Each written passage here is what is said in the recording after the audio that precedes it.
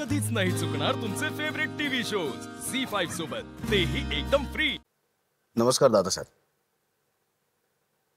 मी सुबोध भावे। नमस्कार। 1913 साली 110 वर्षांपूर्वी राजा हरिश्चंद्र या चित्रपटाची तुम्ही निर्मिती केलीत, दिग्दर्शन केलं, कथा पटकथा सगळ्या गोष्टी, आणि भारतातल्या पहिल्या चित्रपटाची मुहूर्तमेढ तुम्ही रोवली। सगळ्यात पहिल्यांदा इतकं एक सुंदर कलाविष्कार आणि त्या कलाविष्काराची ओळख तुम्ही आम्हा सगळ्या भारतीयांना करून दिलीत, त्याबद्दल माझ्या पिढीतल्या सगळ्यांकडनं मी तुमचे मनापासून आभार मानतो आणि तुम्हाला धन्यवाद देतो की तुम्ही जर ते केलं नसतं तर कदाचित इतकी सुंदर गोष्ट आमच्या आयुष्यात यायला अजून काही वर्ष वाट बघायला लागली असती। पण तुम्ही जी धडपड केलीत, जे झपाटले पण तुमच्यामध्ये त्या काळात आलं होतं, आणि स्वतःच्या क्षमतेच्या पलीकडे जाऊन एक आनंददायी कला प्रकाराची भारतीयांना ओळख व्हावी म्हणून तुम्ही जे काही कष्ट घेतलेत, जी मेहनत घेतलीत, तुम्ही तुमच्या सगळ्या सहकार्याने, तुमच्या कुटुंबियांनी, आज त्याचा एका छोट्या बीजाचा खूप मोठा विस्तार झालाय। आज भारतामध्ये तुम्ही एक चित्रपट केला होता 1913 साली, आज भारतामध्ये भारतातल्या सर्व भाषांमध्ये मिळून साधारणपणे 1000च्या पेक्षा सुद्धा जास्त चित्रपट बनतात दर वर्षाला। काही हजार कोटींची उलाढाल झाली आहे, नाही अभिमान वाटणारीच गोष्ट आहे। आणि ज्या मातीत तुमचा चित्रपट झाला दादासाहेब, तिथे फार बरी परिस्थिती नाहीये। नाही, तुमच्या नंतरच्या अनेक लोकांनी त्याच्यात खूप मोलाचं योगदान दिलं, मी त्यांचं सगळ्यांचं नाव घेत नाही, पण अनेक कलाकार, अनेक निर्माते, अनेक लेखक, अनेक दृष्टी कलावंत त्याच्यामध्ये होते की ज्यांनी प्रत्येकाने स्वतःचं कॉन्ट्रीब्युशन घालून खऱ्या अर्थाने भारतीय चित्रपटसृष्टी, मराठी चित्रपटसृष्टी, हो, राष्ट्रीय पुरस्कारांची सुरुवात झाली, त्यातली पहिली 2 वर्ष मराठी चित्रपटानेच मिळवला पुरस्कार, राष्ट्रीय पुरस्कार। हो, नाही आता गेल्या काही वर्षात सुद्धा मराठी चित्रपट तिथपर्यंत सातत्याने प्रत्येक वर्षी आपल्या चित्रपटाला, कलावंताला, गायकाला, गायिकेला, संगीतकाराला, लेखकाला, दिग्दर्शकाला पुरस्कार मिळतोच आहे। पण फक्त पुरस्कारच महत्वाचे नाहीत ना दादासाहेब, ही इंडस्ट्री जिवंत राहण्यासाठी त्याचा व्यवसाय म्हणून विचार होणं, त्या दृष्टीने पावलं टाकणं, आणि फक्त कलाकारांनी नाही तर शासन, कलाकार, प्रेक्षक अशा तिघांनी, कारण चित्रपट ही फक्त कलाकारांची गरज नाही आहे दादासाहेब। हो, नाही मी तक्रार करायला नाही फोन केला दादासाहेब, मी मार्गदर्शन विचारण्यासाठी फोन केला। काय करावं आम्ही, काय करावं म्हणजे ज्या उद्देशाने तुम्ही याची मुहूर्तमेढ रोवलीत, ज्या मातीत रोवलीत, त्या मातीत पुन्हा एकदा त्याच उद्देशाने याचा विस्तार होईल, त्याच मातीत पुन्हा एकदा हा चित्रपट इतका मोठा होईल की उद्या भारतीय चित्रपटाचा जेव्हा विचार करता तेव्हा मराठी चित्रपटांचा सगळ्यात पहिल्यांदा विचार करायला लागेल, इतका तो मोठा होईल। झी5 ॲप डाउनलोड करा आणि पहा सर्व एपिसोड्स एकदम फ्री। कधीच नाही चुकणार तुमचे फेवरेट टीव्ही शोज झी5 सोबत, तेही एकदम फ्री। पहिला ट्रोल आहे, तू मुलाखतीत म्हणाला तसं तुला खरंच राहुल गांधी यांची भूमिका असलेला सिनेमा करायची इच्छा आहे का? कधी कधी एकदा आपण डोळ्यावरती झापडं ओढून घेतली ना की आपल्याला समोर काय चाललंय हे एकदा आपल्याला कळत नाही, किंवा ते कळून घ्यायची आपली क्षमता नसते। तर त्या मुलाखतीची सुरुवात आम्ही 2 जण घेत होतो, मी आणि आरजे मलिष्का। माझ्या डोक्यात कल्पना आली की अरे आपण इतके बायोपिक केलेत, तर समजा ह्या कल्पनेने आपण मुलाखतीची सुरुवात केली की माझ्याकडे तुमचा बायोपिक आलाय, आणि मी जेव्हा माझ्याकडे बायोपिक येतो तेव्हा मी कुठल्याही व्यक्तिरेखेचा अभ्यास करतो, तर तसा मला अभ्यास करायचा तुमचा, तुम्ही कसे आहात, तुम्ही कोण आहात, राहुल गांधी म्हणजे काय आहात।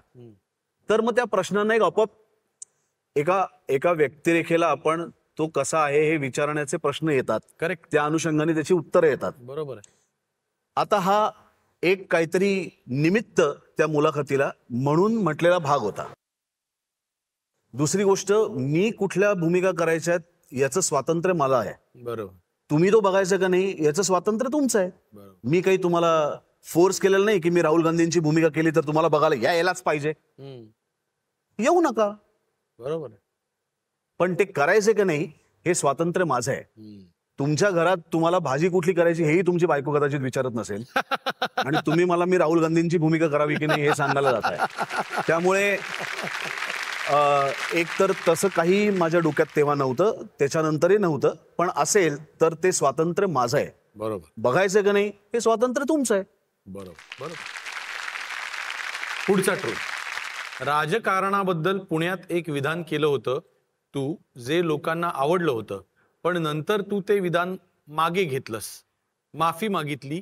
काय घडलं होतं? मी ते विधान अजिबात मागे घेतलं नाही. आपल्याकडचे महान माध्यम जे आहेत, ज्यांना सध्या फक्त आपले व्ह्यूज वाढावेत म्हणून तुझ्या भाषणातलं त्यांना उपयोगी असलेले 2 शब्द घेऊन त्याच्यावरनं ते बबरा निर्माण करतात. त्याच्या अलीकडचं पलीकडचं त्यांना माहिती नसतं.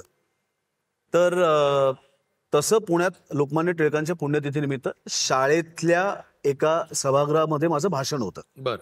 त्याच्यात बोलण्याच्या ओघात शिक्षणाची गरज काय, आपल्या देशप्रेमाची गरज किती आहे, आपण देशाकरता काय करतो, देशाने आपल्याकरता जे केलं त्याही पहिलीकडे आपण देशाला काय देतो याचा विचार करणं आणि त्या दृष्टीने तरुणांना तयार करणं, शाळेत शिक्षणाची व्यवस्था असणं, या विषयावर बोलता बोलता मी असं म्हणलं.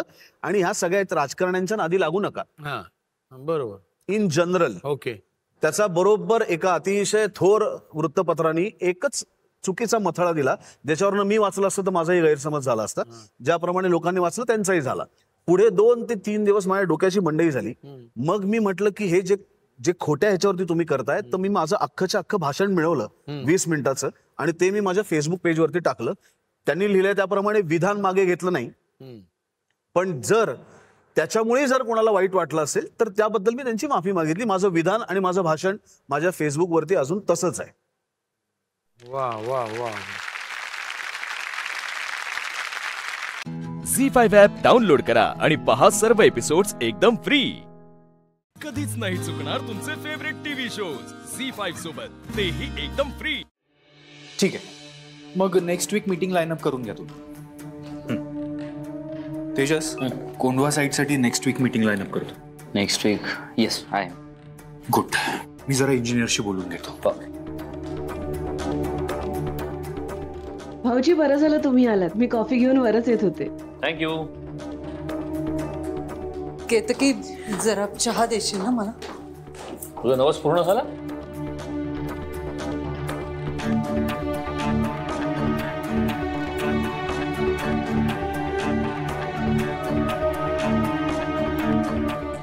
नाही म्हणजे तू चहा ठेव, मी आवरते आणि मग घेते. हा,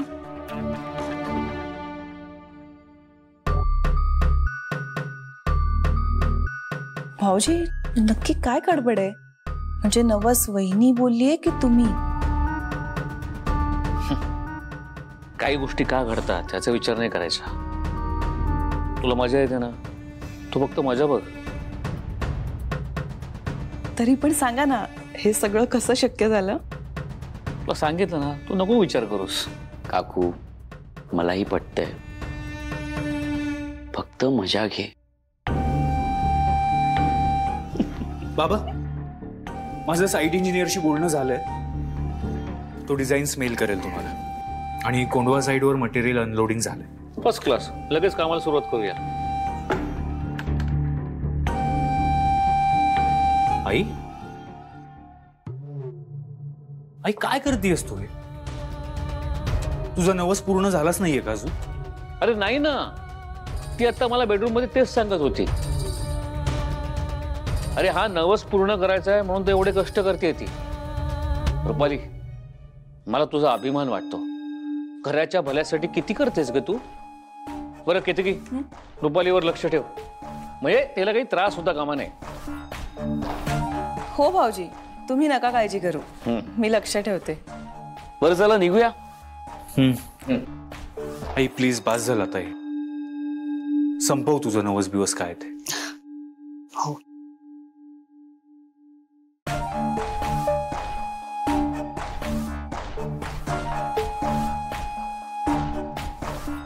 काय थांबलीस का? पटपट कर सगळं. ऐकलंस ना, शेखर भाऊजींनी तुझ्यावर लक्ष ठेवायला सांगितलंय. शेखर भाऊजींना सांगे ना मी. शेखर, हिम्मत वाढली आहे का तुझी? नेत्रा, ए नेत्रा,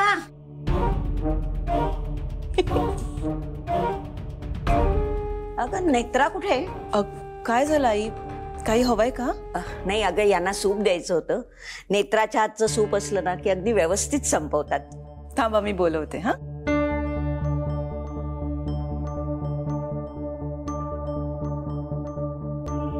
ओ सॉरी सॉरी. तुझं अजून चालूच आहे का? असू दे असू दे, नवस पूर्ण कर.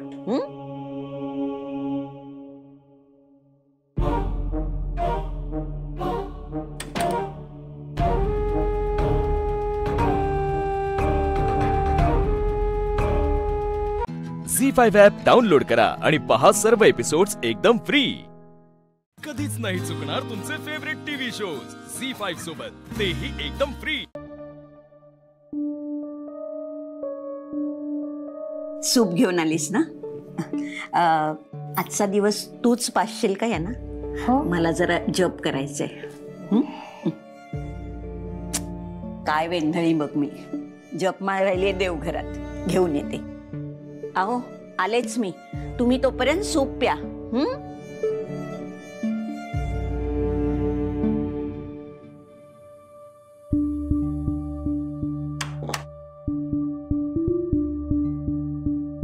आजोबा, मी आता तुम्हाला काही प्रश्न विचारेन. जर तुमचं उत्तर हो असेल तर दोनदा डोळ्यांची उघडझाप करा, आणि नाही असेल तर एकदाच करा. मला सांगा, तुम्हाला सुद्धा मनोरमा दिसली होती?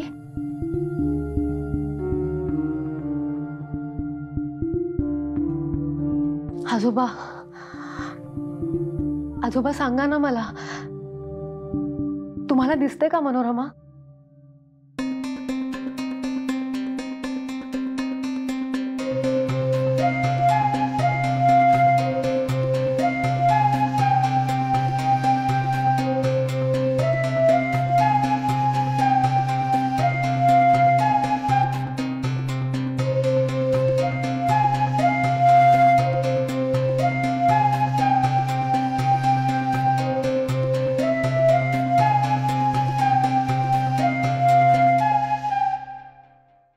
तुम्ही त्या दिवशी माझ्या आबांना भेटलात ना?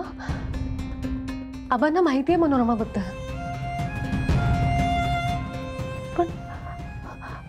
पण मग मनोरमा इथे काय येते? तुमच्या खोलीत काय येते? आणि ती का रडत होती? आजोबा मला सांगा, तुम्हाला माहिती आहे का ती का रडत होती? आजोबा सांगा मला, आजी कधीही येते. माझ्यासाठी जाणून घेणं खूप गरजेचं आहे. तुम्ही कसं ओळखता मनोरमाला? सांगा ना, तुम्हाला कसं माहिती आहे तिच्याबद्दल? कोण आहे मनोरमा?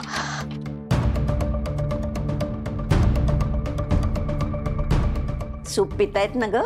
हो. मी बसते. हा हो.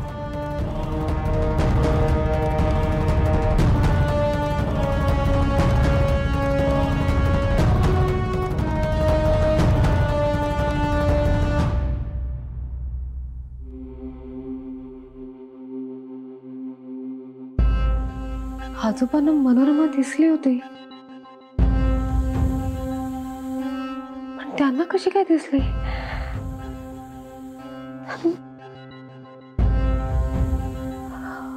आबा मनोरमाला ओळखतात, आजोबा सुद्धा मनोरमाला ओळखतात. कसं काय? काय आजोबा, मनोरमा, आबा, काय काय तिळाया? कळायला मार्ग नाहीये. झी5 ॲप डाउनलोड करा आणि पहा सर्व एपिसोड्स एकदम फ्री. कधीच नाही चुकणार तुमचे फेवरेट टीव्ही शोज झी5 सोबत, तेही एकदम फ्री. साहेब, मी अद्वैत साहेबांना समजवण्याचा खूप प्रयत्न केला. मी त्यांना म्हणाले की या सगळ्यामध्ये इंद्राणीताईंना नको मध्ये आणूया, पण ते ऐकतच नाही आहेत. त्यांना असं वाटतंय की हाच मार्ग योग्य आहे. हाच मार्ग योग्य वाटणाऱ्या खंडाला हे माहिती नाही की रुपाली आणि इंद्राणी एकत्र आहेत. तिला असं वाटतं की इंद्राणीला आईने या घरात आणलंय. असं झालं ना, कधी एकदा हे सगळं संपतंय. अद्वैतला रुपालीबद्दल कळतंय, पण त्याआधी हे मनोरमाचं काय रहस्य ना हे कळायला हवं. हो साहेब, पण इंद्राणीताईंना जर हे सगळं सॉरी कळलं तर- बाबा, मी बोलायचं म्हणून तुम्हाला इथे बोलवलं आणि मीच त्याच्याशी बोलत बसलो. हरकत नाही. तुम्ही काही बोलत होतात का? मी ब्रेक केलं तुम्हाला? नाही असं काही नाही रे, तू बोल ना. ठीक आहे, डायरेक्ट मुद्द्याचं बोलतो. इंद्राणी किती पैसे घेईल? ती हे सगळं पैशांसाठीच करते ना. मग आजी देते त्यापेक्षा थोडे जास्त पैसे देऊयात आपण तिला. साहेब, मला अजूनही असं वाटतंय की आपण या सगळ्यात इंद्राणीताईंना नको मध्ये आणूया. पण का? अरे अद्वैत, मला नेत्राचं म्हणणं पटतंय.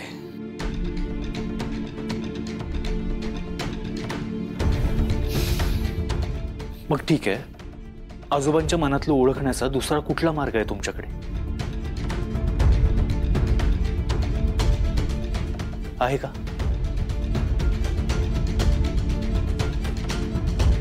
मला तरी सध्या हा एकच मार्ग दिसतोय. आणि पैसेच द्यायचेत ना तिला, हवे तेवढे पैसे देऊयात आपण. प्रश्न पैशाचा नाहीये बाबा, प्रश्न पैशांचा नाहीये, मलाही कळतंय. पण आत्ता आपल्याला आजोबांच्या मनातलं जाणून घ्यायचंय. आणि तिला जर मनातलं ओळखण्याच्या ट्रिक्स येत असतील तर ते वापरून घ्यायला काय हरकत आहे?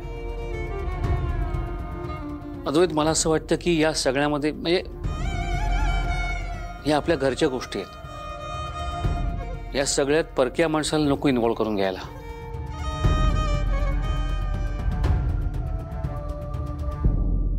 बाबा, आपल्या घरातली अशी कुठली गोष्ट आहे जी इंद्राणीला माहिती नाहीये?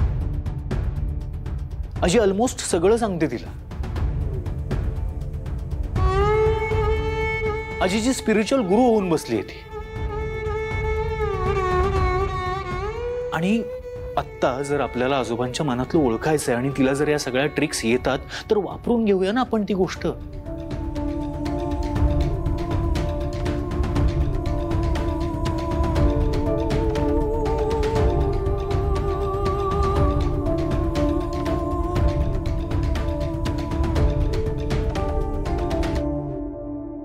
तुला दिलेले 7 दिवस सुद्धा संपले आणि तो अजूनही जिवंत आहे. डास मारायचा आहे, माणूस मारायचा आहे. तुला वाटतं तितकं सोपं नाहीये ते. झी5 ॲप डाउनलोड करा आणि पहा सर्व एपिसोड्स एकदम फ्री. कधीच नाही चुकणार तुमचे फेवरेट टीव्ही शोज झी5 सोबत, तेही एकदम फ्री.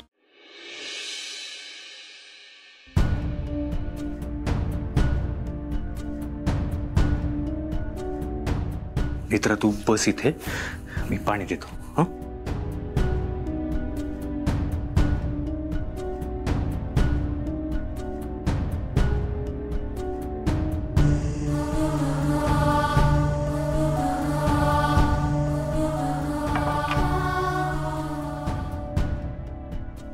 मित्र, काय झालं?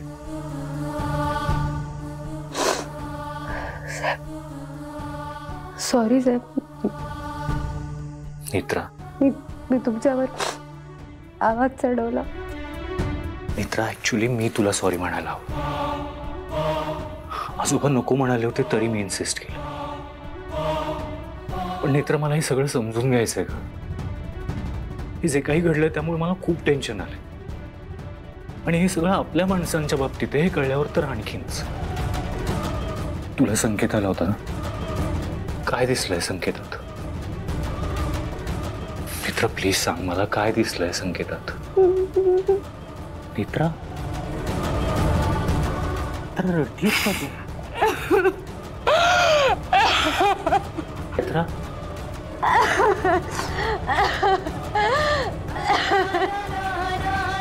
मित्रा, मित्रा, काय झालंय? काय दिसलंय संकेतात?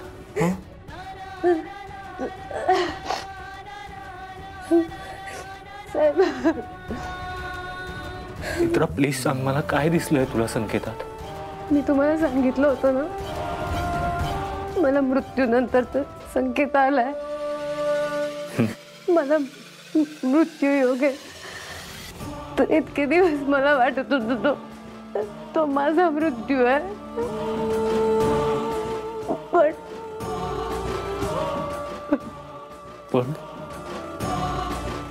पण काय नेत्रा, मग कोणाचा मृत्यू आहे हा? नेत्रा, मग कोणाचा मृत्यू आहे हा?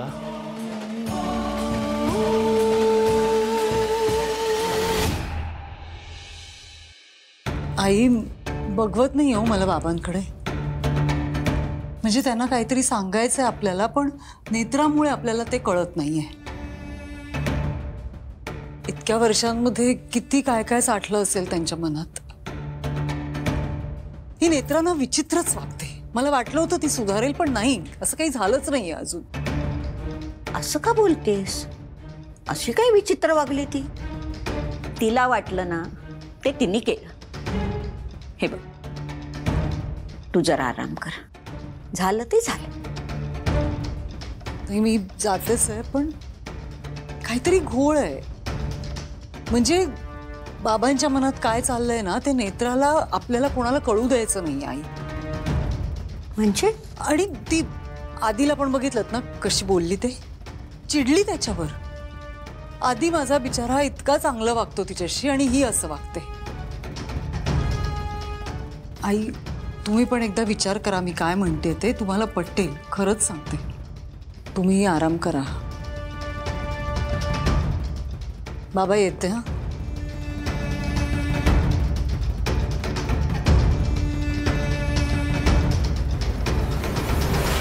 झी5 ॲप डाउनलोड करा आणि पहा सर्व एपिसोड्स एकदम फ्री. कधीच नाही चुकणार तुमचे फेवरेट टीव्ही शोज झी5 सोबत, तेही एकदम फ्री. शाळेत चालला काय? हो. का? जरा बोलायचं हो, वेळ आहे काय? हो बोला ना, काय झालं? तुम्ही काल आम्हाला नाही म्हणला, ठीक आहे, पण आमच्या आईसाहेबांचा कशाला अपमान केला?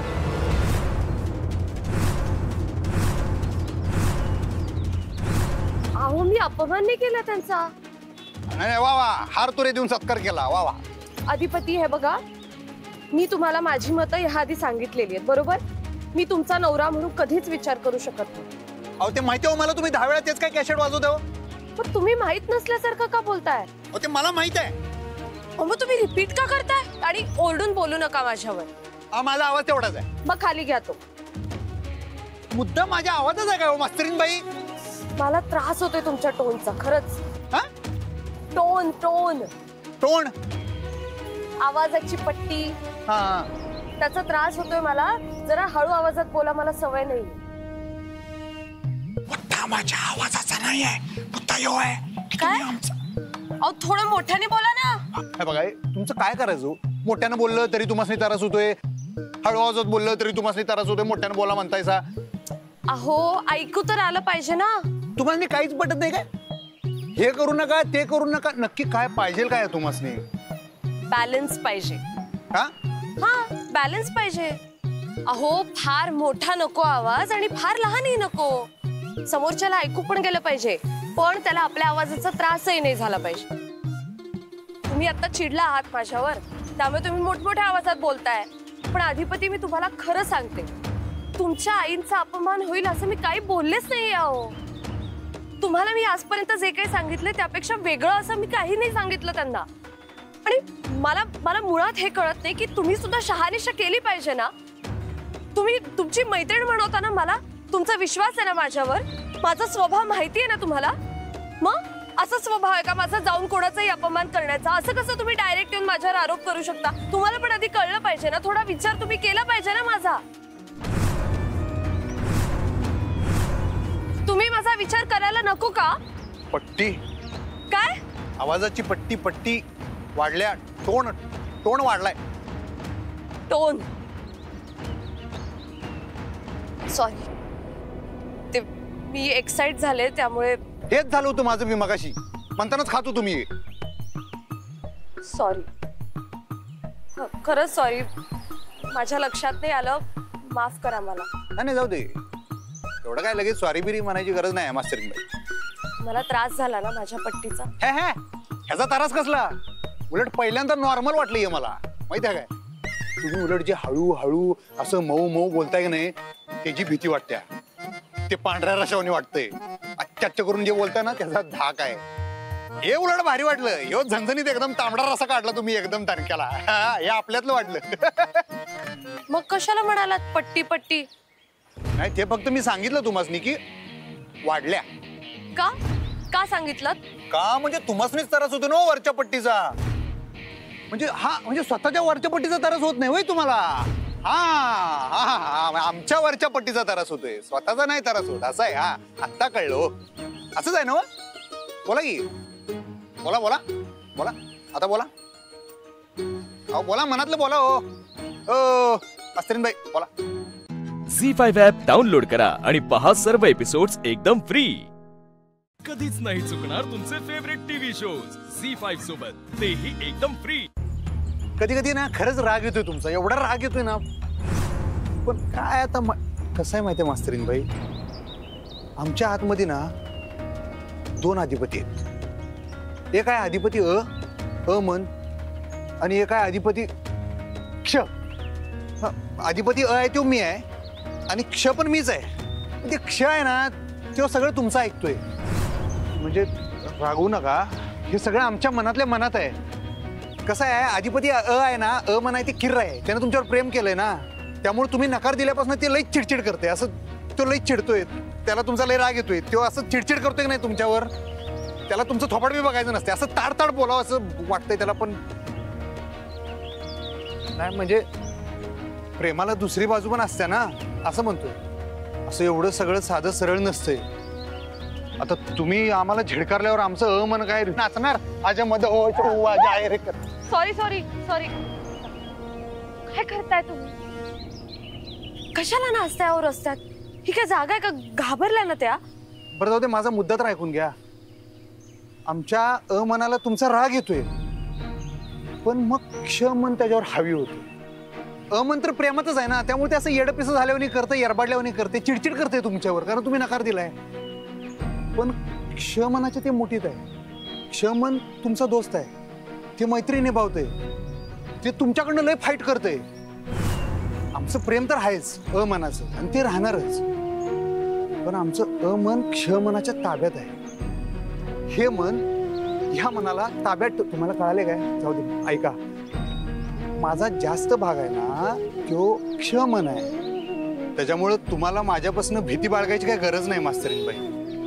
माझं जे क्षमन आहे ना ते आपली मैत्री हरू नाही देणार प्रेमासाठी. अधिपती, अहो किती छान बोललात तुम्ही. कोण म्हणेल की तुम्ही कमी शिकलेले आहात? तुम्हीच म्हणताय की. हे बघा अधिपती, माझं ऐका. तुम्ही हुशार आहात, अजून वेळ गेलेली नाहीये. शिका, तुम्ही शिकू शकता. अहो देव, झालं आता, संपलंय सगळं, सोडा. अहो असं नाहीये, शिकण्याला वय नसतं. अहो मास्तरीन बाई, आम्हाला नाही शिकायचं. आमच्या आई साहेबांनी ते कवाच आवडणार नाही. आम्हाला तुम्ही किती बी आवडल्या ना तरी म्हणाला म्हणजे तरी आई साहेबांचं मन दुखवून काय पाठ्यपुस्तक नाही हातात घेऊ शकत. तुम्ही चांगलंच केलं, आपल्या लग्नाला तुम्ही नकार दिला ना, बरं केलं. आपण मैत्री ठेवूया आणि ती मैत्री मी जन्मभर निभावेन. पण तुम्ही ऐकत नाही की माझं. काय काय ऐकलं नाही? मी तुम्हासनी सपशेल इशारा दिलता की आई साहेब येणार आहेत तुम्हाला भेटायला. स्पष्टपणे का नाही सांगितलं? नाही सांगितलं कारण म्हणजे सांगितलं पण तुम्हाला, अहो आई साहेबांचा प्लॅन होता तो मला सांगायचा नव्हता.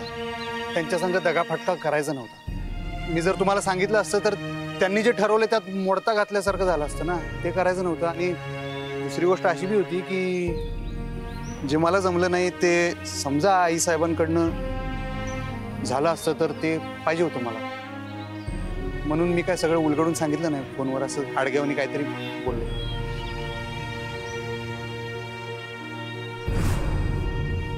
झी5 ॲप डाउनलोड करा आणि पहा सर्व एपिसोड्स एकदम फ्री.